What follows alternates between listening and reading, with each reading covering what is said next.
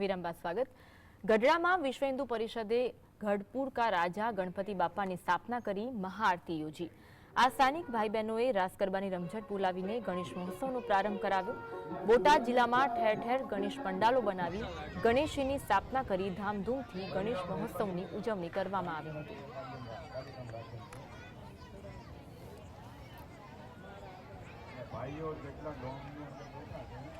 તો ગઢડામાં પણ પંડાલમાં ગણેશ ભગવાનની સ્થાપના કરવામાં આવી હતી। આસપાસના લોકો મહાઆરતીમાં જોડાયા હતા।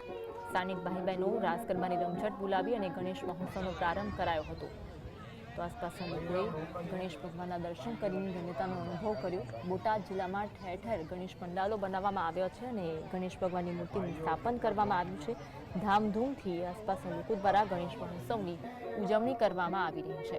મહાઆરતીમાં તમામ લોકોએ ભાગ લઈને ધન્યતા અનુભવી હતી।